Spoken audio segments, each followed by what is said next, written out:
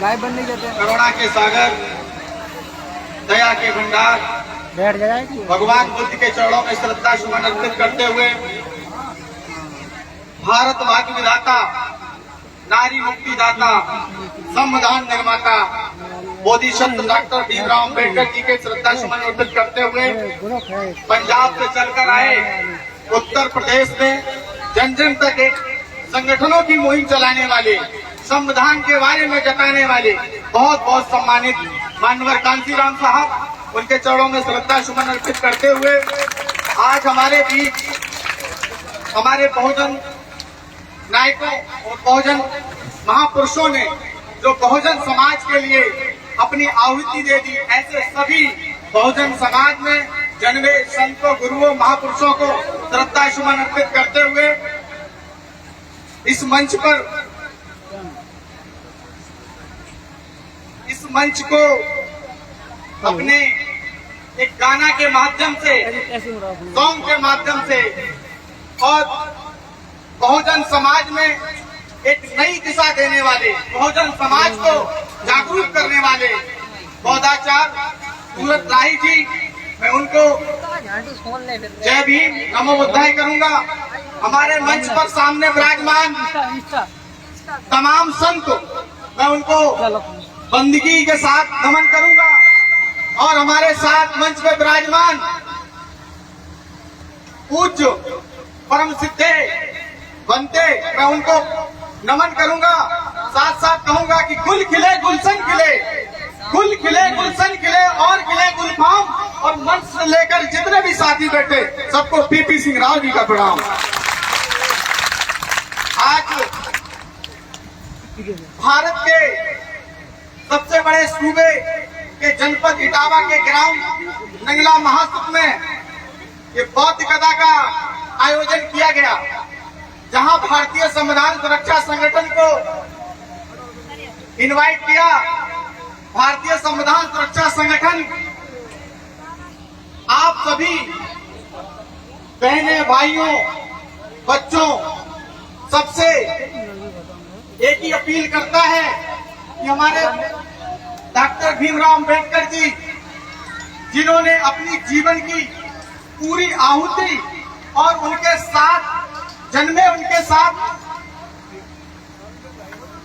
चार बच्चे जो अपने बच्चों की आहुति दे दी है, आज हमारे बीच में वो नहीं है, लेकिन उनके विचार, ये सारे महापुरुषों के विचार हमारे मन में हैं। इन सब विचारों को हम लोग सब लोग आगे बढ़ाने का कार्य कर रहे हैं। आज हम लोग जो कुर्सी पे बैठने का कार्य कर रहे हैं, ये हमारे बाबा साहब ये चार बच्चों की एक कुर्बानी है, तब आज हमें कुर्सी पे बैठने का मौका मिला है। हमें इसको कभी नहीं भूलना है कि एक मिशन के लिए बहुजन समाज में अत्याचार, शोषण निवारण और ये महिलाओं को एक अच्छी आजादी दिलाने वाले बोधिसत्व बाबा साहब ने अपने चार बच्चों की आहुति दी, तब जाके हमें ये कुर्सी बैठने को मिली है। तो बाबा साहब ने कहा है, 3 मूल मंत्र दिए हैं, शिक्षित बनो, शिक्षा वो शेरनी का दूध है, शिक्षा वो शेरनी का दूध है, जो जितना पिएगा वो उतना ही दौड़ेगा। और दूसरा मूल मंत्र दिया है, संगठित बनो, संगठित बनो। तीसरा मूल मंत्र दिया है, संघर्ष करो। हम लोग शिक्षित होंगे तो अवश्य हम अपने इन कर्मा को, बहुजन समाज में जो जन्मे सभी संत, गुरु, महापुरुषों ने जो बहुजन समाज के लिए अपनी आहुति दे दी है, उनके विचारों को बढ़ाने का काम करेंगे। आज भारतीय संविधान सुरक्षा संगठन जन जन, गांव तक जाकर बहुजन समाज को छोटी छोटी मीटिंगें कर और बहुजन समाज को जागरूक करने का काम कर रहा है। और ये ही नहीं, बल्कि आपके साथ किसी भी प्रकार का कोई शोषण हो रहा है तो भारतीय संविधान सुरक्षा संगठन अपनी बुलंदियों के साथ आपकी आवाज को और आपको न्याय दिलाने का काम कर रहा है। भारतीय संविधान सुरक्षा संगठन ने आज तक 366 न्याय दिलाने का काम किया है, ये वाई रिकॉर्ड है। और आप लोगों को किसी भी समय कोई भी अत्याचार, शोषण, किसी भी प्रकार का कोई भी आपको परेशानी हो तो भारतीय संविधान सुरक्षा संगठन को एक बार जरूर इस्तेमाल करें और याद करें, वो घड़ी का प्रचार नहीं देखा कि पहले इस्तेमाल करें और फिर विश्वास करें। तो आप एक बार इस्तेमाल जरूर करके देख लेना। और भारतीय संविधान सुरक्षा संगठन में आज पूरे संपूर्ण भारत में 10,000 लोगों के साथ, सदस्यता के साथ लोग काम कर रहे हैं और बहुजन समाज को जागरूक करने का काम कर रहे हैं। हम इसलिए ज्यादा समय नहीं ले रहे हैं क्योंकि हमारी बौद्ध कथा ये भी एक वैचारिक कथा है। आज शायद नंगला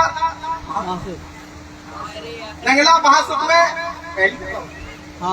ये जब से हमें आजादी मिली, जब से आज तक ये पहली कथा है। ये कोई आम कथा नहीं है। इन आम कथाओं को मत छोड़ो, ये एक अहम कथा है। इसकी विचारों को लें और विचार अपने मन में धारण करें। अच्छा चलिए, कोई बात नहीं, अगर आपके बौद्धाचार्य जी आपकी मन की बात नहीं कर रहे हैं तो मत ले जाइए, लेकिन आपकी मन की जो बात हो उसे अपने जीवन में, चाहे छोटी से छोटी हो, उसे जीवन में जरूर धारिए। और जीवन में उद्धार के लिए आपका आज से ये मैं संकल्प करता हूँ, ये आप करते जाइए। साहब ने अभी बताया कि किसी एक संकल्प को लीजिए, आज से आप संकल्प करें। मैं विश्वास दिलाता हूँ आज से आने वाली पीढ़ी और अभी से स्टार्टिंग कर दो, आपका उत्थान होगा। आपके साथ कभी भी कोई भी व्यक्ति, किसी भी बड़ी से बड़ी हैसियत आपका कभी भी शोषण नहीं कर पाएगी, अगर आप लोग चाहेंगे। तो मेरा एक ही मानना है कि आप लोग बहुत ही गहनता से बुद्ध कथा का मनन करें और अपने जीवन में धारण करें। साथ साथ में लास्ट विचारों के साथ कि उगता हुआ सूरज रोशनी दे आपको, खिलता हुआ पुष्प खुशबू दे आपको। हमको कुछ देने के काबिल नहीं, देने वाला 1000 खुशियां दे आपको। जय भीम, नमो बुद्धाय, जय संविधान, जय कांचीराम। धन्यवाद।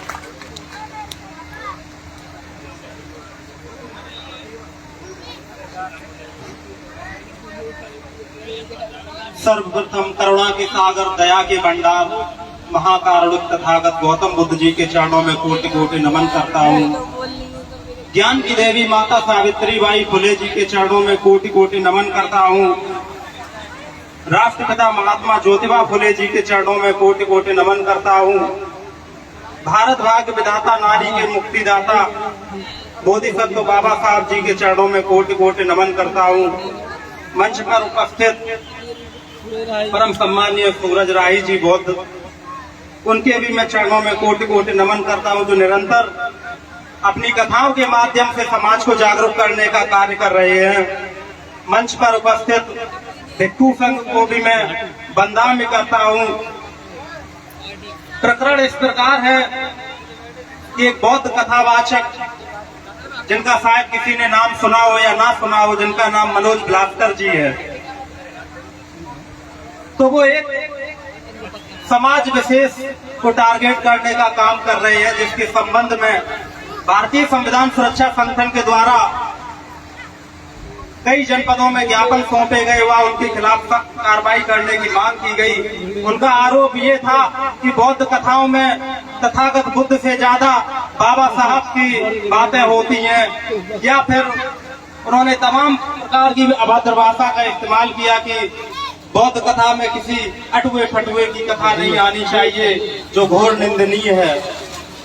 शायद उन मनोज ब्लास्टर जी को पता नहीं है कि बाबा साहब ने बौद्ध धर्म अपने मृत्यु से कुछ समय पहले ही अपनाया था और अपने जीवन में 8 से 10 लाख लोगों को तत्काल में बौद्ध धर्म की दीक्षा दी थी। तो साथियों, ऐसे लोग समाज को तोड़ने का काम कर रहे हैं, जो अम्बेडकरवाद और बुद्धिज्म को लड़ाने का कार्य कर रहे हैं। इन लोगों के बहकावे में कतई नहीं आना है।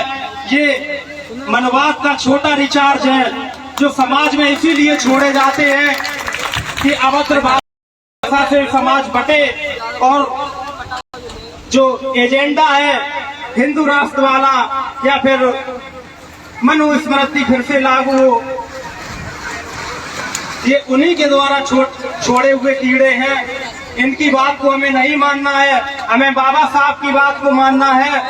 हमें और एक बात और, जो लोग ऐसी बातें करते हैं वो शाक्य हैं, कुशवा हैं, काछी हैं, मौर्य हैं, लेकिन वो बौद्ध नहीं है। उनका बुद्ध और बुद्धिज्म से दूर दूर तक नाता नहीं है, वो केवल जातिवादी कीड़े हैं। तो बाबा साहब ने हमसे क्या कहा कि बौद्ध बनिए। अरे भाई, जब बौद्ध बन जाओगे जातियों का झंझट ही खत्म। क्यों कोई किसी पर SC ST एक्ट लगाएगा? जब आप हमें बराबर समानता देंगे, जब आप भी बौद्ध होंगे हम भी बौद्ध होंगे।